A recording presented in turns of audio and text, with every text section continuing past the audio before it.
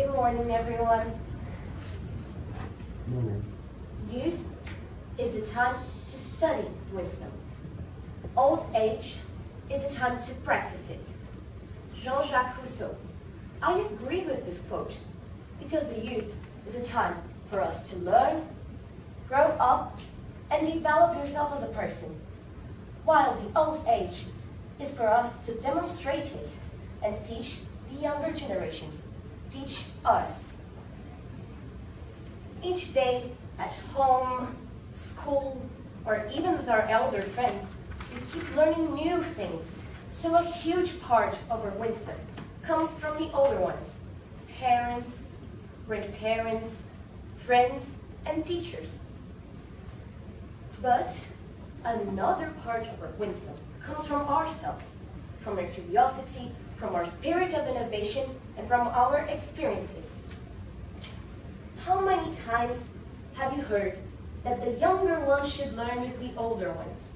I hear that quite a lot. But if you stop for a while and think about it, you realize that you can be taught by the older ones, but also teach them. Yes, that's possible. The things started to change by the end of the 20th century, when the baby boomers started learning with the millennials that the world was changing and they had to recognize it. The older ones can teach us in so many ways, but one of the most important ones is by showing us their experiences in the past. On the other hand, they can learn from us because we have different points of view, since we were born in different ages. So we can put this question into our dinner table every day, with our parents asking us what we learned at school today, or in a talk with a friend, and they can share something they read or they saw on the newspaper, something like this. We can exchange knowledge, share wisdom, and learn mutually, because the youth is just as wise as the older ones. This way, both will have benefits in this process. I am a Gen Z, and I strongly believe that combining the wisdom of youth and the wisdom of the older generations, we can make the world a better place for us and for the next generations. We can make the difference. We listen to the older ones' lessons every day. What have we been waiting for? Show them that you learned, and let them hear your voice. Thank you very much for your attention.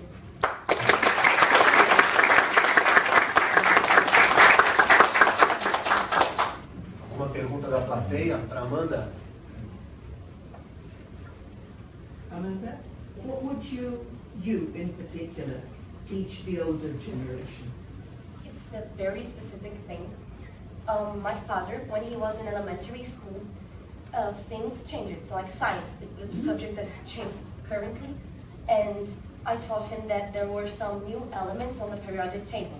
Because when he was studying, there was only up to the 104th element, but now there's like 118.